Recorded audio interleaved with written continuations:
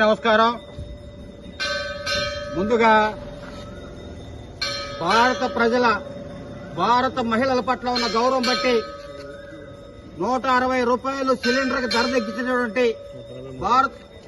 భారత ప్రధానమంత్రి గౌరవనీయులు నరేంద్ర మోదీ గారికి ధన్యవాదాలు తెలియజేస్తున్నాం. అదేవిధంగా నెల్లూరు జిల్లా పూర్వ అధ్యక్షులు ఇప్పుడు నూతనంగా ప్రకాశం జిల్లాకి ఇన్ఛార్జిగా ఎన్నికైనటువంటి గౌరవనీయులు గుండ్లపల్లి భరత్ కుమార్ యాదవ్ గారికి బుచ్చిరెడ్డిపాలెం అర్బన్ శాఖ తరఫున శుభాకాంక్షలు తెలియజేస్తున్నాం.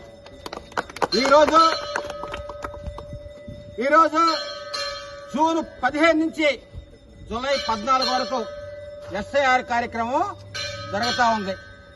అయితే కొన్ని మంది ప్రతిపక్ష నాయకులైతేవి, కొంతమంది దుష్ట శక్తులైతేవి పని కట్టుకుని భారతీయ జనతా పార్టీ ఓట్లు తొలగిస్తుంది, భారతీయ జనతా పార్టీ ఓట్లు తీసేస్తుందని చెప్పి ప్రజలకు తప్పుడు సమాచారం ఇస్తున్నారు.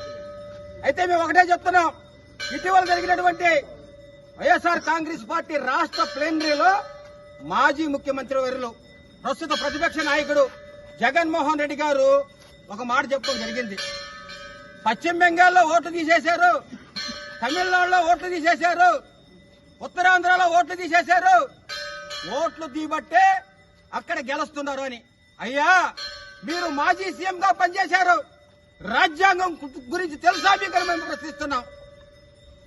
ఓట్లు తీసేస్తే పశ్చిమ బెంగాల్లో భారతీయ జనతా పార్టీ గెలిచే పని అయితే తమిళనాడులో మేము ఎందుకు గెలవలేదు, తమిళనాడులో మేము ఎందుకు ఓడిపోయినావో అంత మాత్రం అర్థం కాదా అని మిమ్మల్ని ప్రశ్నిస్తున్నాం. అంతేకాదు, ఈ ఎస్ఐఆర్ అనేది ఒక రాజ్యాంగపరమైన ప్రక్రియ. ఆ రోజు 2002లో చేశారు, మళ్ళా ఇప్పుడు 2026లో చేస్తున్నారు. దీనికి ఏ పార్టీకి సంబంధం లేదు, ఏ పార్టీకి దీంట్లో ప్రమేయం ఉండదు. ఎన్నికల కమిషన్ సమక్షంలో ఈ యొక్క ఎస్ఐఆర్ జరుగుతుంటది. ఎస్ఐఆర్ అంటే అర్హుడైన ఒక్క ఓటు పోకూడదు, అనర్హుడైన ఒక్క ఓటు ఉండకూడదు. ఓటర్ లిస్ట్ లో దేశద్రోహులు, తీవ్రవాదులు, వేరే దేశాల్లో ఉంటూ భారతదేశాన్ని కొట్టుపడుస్తున్నటువంటి దేశద్రోహులు ఈ భారతదేశ ఓటర్ లిస్ట్ లో ఉండకూడదు. వాళ్ళందరినీ తొలగించాలా?